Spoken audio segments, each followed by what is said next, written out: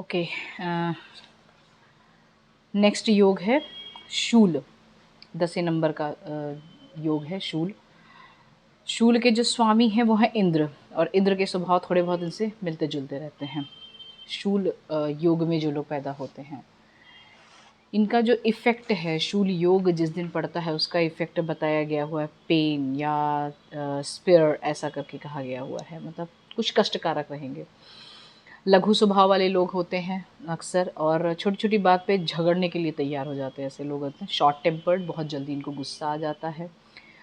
कन्फ्रंटेशनल्स एक इनमें नेचर होता है, मतलब विवाद या संघर्ष करना, ये थोड़े विवादी टाइप के होते हैं। और मतलब हर बात पे झगड़ा करने के लिए एकदम रेडी रहते हैं। पूर्णतया भिन्न या विपरीत इनका जो है नेचर रहता है। कैरलसम कहा गया हुआ है, झगड़ालू प्रवृत्ति के रहते हैं, इनको झगड़ा करना अच्छा भी लगता है और ये झगड़े में अक्सर फंस भी जाते हैं, बहुत जल्दी गुस्से में आ जाते हैं बहुत छोटी छोटी बातों पे भी। और ट्रस्टवर्दी भी होते हैं लेकिन ये, और भाग्यवान भी होते हैं, मतलब कुछ अच्छाइयाँ और कुछ बुराइयाँ दोनों चीज़ें इसमें मिक्सअप रहती हैं। और इनको सोशल वर्क भी करना बहुत इंटरेस्ट रहता है उस चीज़ में, और स्पिरिचुअल नॉलेज हो सकता है इनको प्राप्त हो। स्पिरिचुअल नॉलेज से जैसे कि या तो ये प्राप्त करते हैं या इनको ऑलरेडी गॉड गिफ्टेड होता है कि स्पिरिचुअल नॉलेज इनको रहती है। और मटेरियल कंफर्ट को ज़्यादा ये लोग अच्छा मानते हैं और उसको उसकी तरफ ज़्यादा अट्रैक्ट होते हैं और उसको पाने की कोशिश भी करते हैं। दोष जो इनमें देखेंगे अकॉर्डिंग टू आयुर्वेदा, दोष इनमें वातज होते हैं।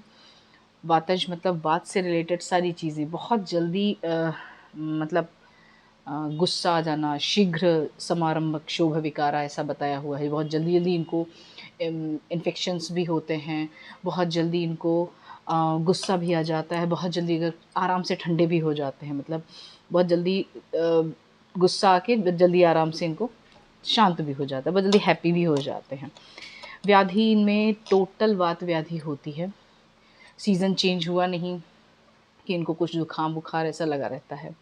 और छोटी छोटी चीज़ें इनमें बहुत जल्दी इफ़ेक्ट कर जाती हैं, जैसे मौसम चेंज हुआ, देश चेंज हुआ, तो इनको जल्दी इन्फेक्शन होने लगते हैं, जल्दी इनको प्रॉब्लम्स स्टार्ट हो जाती हैं। और खाना जैसे चेंज हुआ या कुछ टेस्ट इधर उधर हुआ तो तुरंत इनको प्रॉब्लम शुरू हो जाती हैं। बात है मूवमेंट इनमें होती है, पर इनके नेचर में मूवमेंट इनमें मतलब बेयर नहीं हो पाता है, ट्रस्ट ये स्टेबल नहीं हो पाता है। तो व्याधियाँ जल्दी जल्दी होती हैं ऐसे लोगों को जो शूल योग के होते हैं। ठीक है, शूल का नाम ही होता है पेन, तो पेन इस योग में हमेशा मिलेगा ही। कोई भी काम अगर स्टार्ट भी किया इस योग में तो उसमें कुछ ना कुछ दर्द ज़रूर रहता है। दर्द इन द सेंस चाहे वो मानसिक पीड़ा हो या शारीरिक कष्ट हो। ठीक है, नेक्स्ट 11वें नंबर का आते हैं गंड। This is also not good. Marut, अब इसका वहाँ पे तो शूल में पेन ऑलरेडी उसके नाम में ही था, और उसके जो देवता थे वो थे इंद्र, तो थोड़ी बहुत अच्छाइयाँ और बुराइयाँ दोनों चीज़ें थी। यहाँ पे गंड इसका नाम है और वायु इसके देवता ही हैं, मारुत।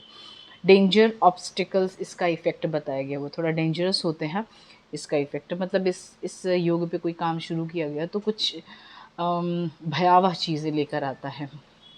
जीवन बिल्कुल विडंबनाओं से भरा होता है अगर इस युग में कोई लोग पैदा होते हैं तो। कष्टप्रद रहता है, और कष्टप्रद का रीज़न बताया गया हुआ है कि ये अपने नैतिकता के कारण हमेशा कष्ट में पहुंचते हैं कि या खतरे में पहुंच जाते हैं। बहुत अलग से इनकी नैतिकता, मतलब रूल्स इन्होंने बना रखे होते हैं खुद के वसूल, कि मैं ये नहीं करूँगा या करूँगी, तो उसके तहत इनको कष्ट ज़रूर प्राप्त होता है। दुश्मनी निभाने में कभी पीछे नहीं होते हैं, इनके दुश्मन भी एकदम स्ट्रॉन्ग वाले होते हैं, मरते दम तक याद रखते हैं कि इनसे बदला लेना है चाहे जैसे। और एक बार बदला लेने के बाद में भी ये टिकते नहीं हैं, इनको कंटिन्यू रहता है कि फिर से मिल जाए फिर से ले लें, फिर से मिल जाए फिर से, इस तरीके का। ट्रबलसम पर्सनालिटी होती है, मतलब पीड़ादायक इनका नेचर होता है। और मॉरल्स और एथिक्स बिल्कुल इनके सदोष फ्लॉड नेचर के होते हैं, मतलब कुछ न कुछ इसमें कमियां ज़रूर होंगी जो इनके एथिक्स अपने होंगे और जो इनके मॉरल्स होते हैं। क्वाइट टॉकेटिव होते हैं, बहुत ज़्यादा बात करने वाले रहेंगे, आपको हमेशा बड़बड़ाते हुए मिलेंगे। वायु है तो वाक प्रवृत्ति इसमें ज़्यादा रहती है। Like to acquires luxurious positions, जितने भी अ, अ, उपकरण कह सकते हैं या फिर भोग विलास की चीज़ें, इसका स्वामित्व प्राप्त करने के लिए ये हमेशा लाइफ में आगे बढ़ते रहते हैं कि ये चीज़ें मिलती रहें, इनके पास में रहें, इकट्ठा रहें। व्याधि इनकी जो होती है वो वात और कफ से रिलेटेड रहेगी, क्योंकि वात भी दोष इनमें रहता है और कफ दोष भी इनमें रहता है, दोनों ही चीज़ें। कुछ चीज़ें स्टेबल रहेंगी, जो इनका झगड़ा करने वाला या फिर जो एक जीवन में विडंबनाएँ और जो नैतिकता है, वैसे तो अगर वायु है तो नैतिकता जो इनकी दोष वाली थी वो थोड़ी-सी चेंज हो जानी चाहिए थी वायु के कारण, पर ऐसा होता नहीं है। कुछ चीज़ों में एकदम स्टिफ होते हैं, this is my law, I will follow, that's it. उस कारण इनमें कफज दोष भी रहते हैं और वात दोष भी रहते हैं। दैट डाइजेशन रिलेटेड प्रॉब्लम इनको बहुत रहती है। स्किन रिलेटेड मेद वृद्धि, मेद वृद्धि मतलब जैसे एक जगह पे मेद बढ़ जाना, चाहे ये शोल्डर रीजन के पास में, ये आर्म्स में या थाइस पे या उदर भाग में, इस तरीके से। आम वात, वातरक मतलब गाउट हुआ, अर्थराइटिस हुई, रूमेटॉइड अर्थराइटिस, इस टाइप की व्याधियाँ इनको हो सकती हैं। वात और कफ जहाँ दोनों का इन्वॉल्वमेंट रहता है, ऐसी जगह। ठीक है, नेक्स्ट आते हैं वृद्ध, 12वें नंबर का। वृद्ध योग ये भी मारुति ही है, लेकिन ये ग्रोथ करेगा। दोनों के स्वामी मारुत हैं। ये जो गंड, ये योग भी मारुत के ही द्वारा गवर्न किया जा रहा है और वृद्ध भी मारुत के द्वारा ही गवर्न किया जा रहा है। लेकिन वृद्ध जो है वो ग्रोथ करेगा और ये जो गंड का था ये ऑब्स्टिकल या फिर डेंजर लेकर आता है। ठीक है, तो वृद्ध जो है योग, इस पे कार्य अगर स्टार्ट किया जाता है या फिर जो है कोई कार्य अगर सोचा भी जाता है, तो एक तो वृद्ध नाम है इसका।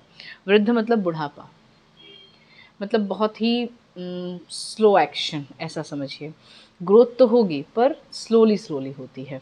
ठीक है, लोग कैसे होते हैं इस युग में पैदा हुए, तो इंटेलिजेंट रहेंगे, अपॉर्चुनिस्टिक्स रहते हैं, मतलब इनमें थोड़ी इम्यूनिटी इनकी लो रहती है, मतलब बहुत जल्दी चीज़ों को नेगेटिव में लेने की आदत होती है इनको, और विवेकशील और गुणवत्ताग्राही होते ही हैं, मतलब थोड़ा सा अच्छे नेचर भी हैं।